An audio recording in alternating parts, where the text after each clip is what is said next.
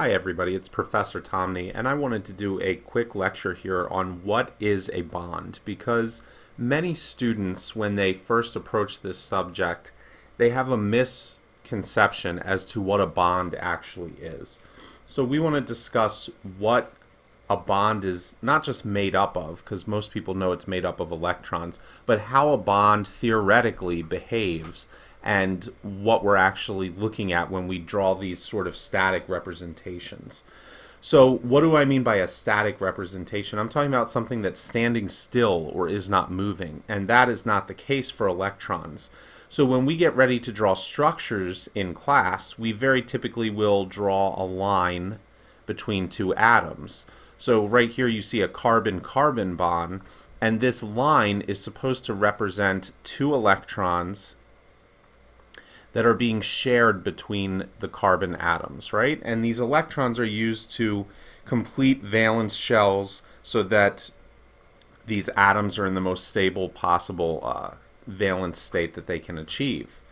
Now, the problem with viewing bonds this way, at least on a regular basis, is that you tend to forget that bonds are not just sitting between the two atoms forming this link, that bonds are really electrons that are constantly moving around the valence shells of the atoms that are involved in the bond. Now, it is important that we have a way to represent this because we can't draw motioned electrons on paper when we're trying to explain or represent a bond, so we have to have some way of getting at that and doing that. And that's these lines that we draw between the atoms. Now, some people will draw Lewis dots. So they will have, right, a system like this, and then if the other carbon meets up and it's sharing, they'll draw two Lewis dots between the carbons like that. So this is another way that you can sort of represent shared electrons. To me, that's the same thing as drawing this bond here. It's great that you are actually showing the electrons when you're doing that. However, it still represents two electrons that are just sort of hanging out between the carbons and they're not moving, right? So the truth is that if you imagine there's a certain realm or area that each carbon can contain the electrons, now this is oversimplified because carbons have p orbitals as well. These are just spherical s-type orbitals that I'm showing.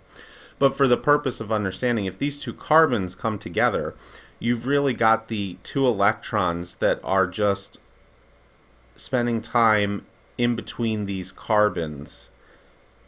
And you can almost view it as electron density that's being spread out as evenly as possible between those carbons. Okay, you can sort of get down in the weeds with quantum mechanics and start talking about statistical probability and distributions, and that the electrons can be all over the place until you actually observe them, which then gets into some of Heisenberg's uncertainty principle. But the most important part here is to realize that the electrons are constantly moving between the boundaries that are set up for them with these two atoms. They are not staying still and linking the two atoms. And in fact, when we have these orbitals that we're talking about, right? So you can have s, p, or d orbitals, but when we have orbitals that we're looking at, it's really an overlap of orbitals that help to set up for bonding, right? So in the simplest term, let's pick something that would have s orbital like this, like hydrogen, right? Carbon would too, but again, it would have p orbitals as well. So a hydrogen s orbital and another hydrogen s orbital come together. They would each normally have one electron that occupies that s orbital, and they come together to fill that 1s shell with two electrons. So what they have to do is they come together, they overlap some of their orbitals, and then the two electrons are going to occupy the space around these orbitals. And because hydrogen and hydrogen are going to be equal in terms of their electronegativity, we would expect the distribution to be approximately that we would find 50% of the time we would find it with the hydrogen on the left, and 50% of the time we would find it with the hydrogen on the right. Now, when I say 50% and 50%, again, don't think in static terms. That does not mean that you're going to find one single electron over here and one single electron over here at all times. What it means is that if I were to take infinite number of snapshots of the electron density at some starting time x and then lead all the way out, that I would find the electrons in general are hanging out 50% of the time with this hydrogen, and 50% of the time the electron density is around this hydrogen. So it all evens out. It's pretty well equal in that case.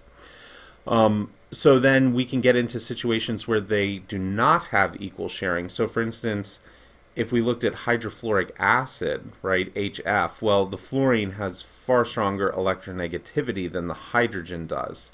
And that means it's going to be pulling on the electrons to a much greater extent than hydrogen. So when I draw something like that, again, keeping this orbital overlap simple, okay, let's just say I've got H here and F here. They come together and they overlap. I'm pulling this number off the top of my head, but now maybe let's say that we're dealing with a 10-90 split because of how strong the electronegativity difference is.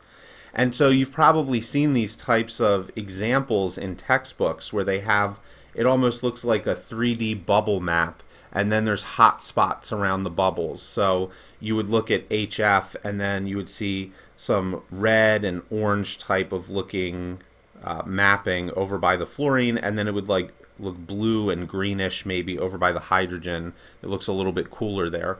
And what that really is representing is it's looking at how much electron density or electron behavior is found around that molecule, and we see that most of it is centered around the fluorine. So that means we would expect, if we took a bunch of snapshots, we would expect the shared electrons to be hanging out around fluorine far more often in the snapshots than they do around hydrogen. That doesn't mean hydrogen doesn't get any, okay? Because if hydrogen were not to get any, then we would be talking about an ionic bond instead of a covalent bond. So that's another type of bond, right? So if we have something like sodium chloride, where sodium has the 1 and then chlorine has these 7, sodium ends up giving this electron to chlorine, and so then it becomes Na plus and Cl minus, and it's really a very, very strong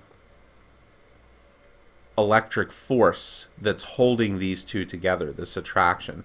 So the bond itself really isn't even a sharing of electrons in this case, but more similar to like an electromagnetic force or a magnet. You're going to have these two linked together, and that's the quote-unquote bond in sodium chloride, is that they're linking up because of the opposite charges, right? So don't forget that we have covalent bonds, which is the sharing behavior we were looking at a minute ago. And then you can also have ionic bonds, which is where we have a formal donation of electrons, and then they link up almost like magnets with this very strong attraction to one another because of the opposite charges, okay?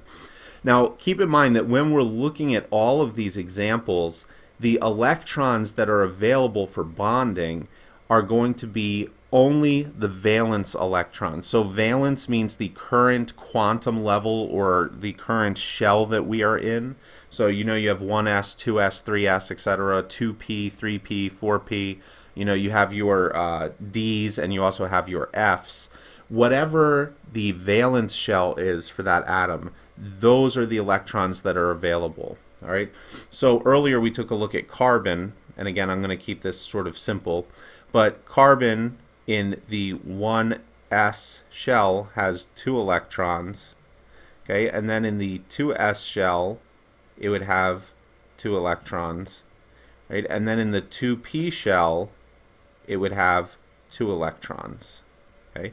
So because we're in quantum level 2, the electrons found in 2s and 2p are going to be available for bonding. However, the electrons in 1s are going to be shut off. Now that doesn't mean that carbon no longer has them, it's just that they are sealed in an inner shell or an inner layer that are not available for bonding. We bond with the valence electrons. And so that's why when you get to organic chemistry, right, you always talk about carbon can't form more than 4 bonds. Carbon has 4 valence electrons that are available, all of which are unpaired with this setup that we have here. Okay, so Also keep in mind that there is a theory, and I have done videos on my channel about this. You're welcome to go look at them. There is a theory called hybridization, which is where in order to get proper proper orbital overlap in order to create bonds, you have to hybridize your orbitals. So this really comes from the idea that, let's say that I'm going to switch colors up here for a minute. Let's say that I have an s and a p orbital. In order to get ideal orbital overlap, the s and the p, right, the nodes that we're looking at here are not going to align very well. So what a molecule will do, or what atoms will do in order to create a molecule, is that they will come together and they will merge the s and the p's in order to create sp hybrids, which we kind of show with like this little teardrop almost, which is a mixture of the s and the p orbitals. And then when you have the sps, they can overlap with one another better, almost like they're balloon shaped instead of a dumbbell versus the spherical shape, right? And we can also hybridize d orbitals and bring those into the fold when we get into more complicated structures. So just keep in mind, this is not a hybridization video, but hybridization is essential when we have bonds that are about to be formed, because the orbital overlap that comes from this, the ideal orbital overlap from hybridization, allows for this optimal sharing of electrons between the atoms. So that's an important point there. Okay, so I think that pretty much wraps up what I wanted to show, which is essentially the main key here. Do not focus on just the static bond. That is fine for a visual representation because we have to show what atoms are in proximity or are considered partners with one another in terms of the sharing. However, when we look at electrons, electrons are constantly in motion, and these electrons are being shared back and forth between the atoms involved over a probability map, a distribution map over the boundaries, and these boundaries are set up by the various valence orbitals that we're dealing with in the bonding relationship. So that is it for this lecture. There's a lot of exciting news on the horizon now that we finally arrived in June. I have several of the video courses set, so I've started releasing the IUPAC naming course for organic compounds in June, and I've got a spectroscopy one coming out in July for NMR and IR and all of that. And if you would like, if you check the description of the videos, I now have a website that is up. I am offering one-on-one individual mentoring and tutoring, and I also have detailed guides for my course walkthroughs that are available if you would like to support the channel. So even if you don't want to buy anything, just hop over there and see what we've got. Check out the new website. I'm really proud that we are expanding. And I will see you guys for the next video. Remember to like, comment, and subscribe. It always helps us out, and I'm looking to interact with you guys. Thanks a lot, and have a great rest of the day.